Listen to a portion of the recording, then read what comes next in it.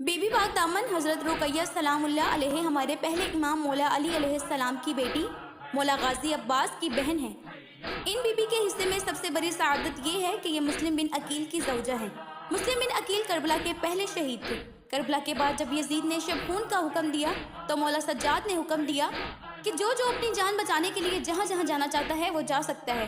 तो बीबी अपनी 5 नंद जो मुस्लिम बिन अकील की 5 बहनें थीं, उनके साथ मदीना से ईरान रवाना हुई।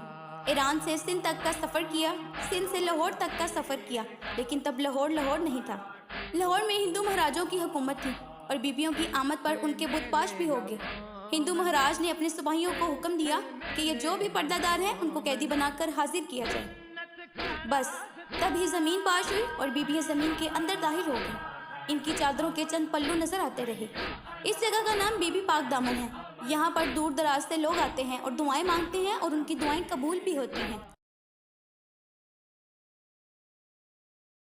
बीबी पाक दामन हज़रत रुक़ैया सलामुल्लाह अलैहि हमारे पहले इमाम मौला अली अलैहिस्सलाम की बेटी मौला गाजी अब्बास की बहन है। इन बीबी के हिस्से में सबसे बड़ी सआदत ये है कि ये मुस्लिम बिन अकील की ज़ौजा हैं। मुस्लिम बिन अकील करबला के पहले शहीद थे। करबला के बाद जब यजीद ने शब खून का हुक्म दिया तो मौला सज्जाद ने हुक्म दिया कि जो अपनी जान बचाने के लिए जहाँ जहाँ जाना चाहता है वो जा सकता है। तो बीबी अपनी 5 नंद जो मुस्लिम बिन अकील की 5 बहनें थीं, उनके साथ मदीना से ईरान रवाना हुई। ईरान से सिंध तक का सफ़र किया, सिंध से लाहौर तक का सफ़र किया, लेकिन तब लाहौर नहीं था। लाहौर में हिंदू महाराजों की हुकूमत थी और बीबियों की आमद पर उनके बुतपाश भी हो गए।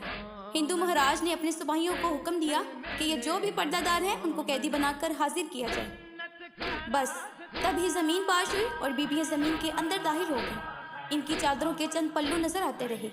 इस जगह का नाम बीबी पाक दामन है। यहाँ पर दूर दराज से लोग आते हैं और दुआएं मांगते हैं और उनकी दुआएं कबूल भी होती हैं।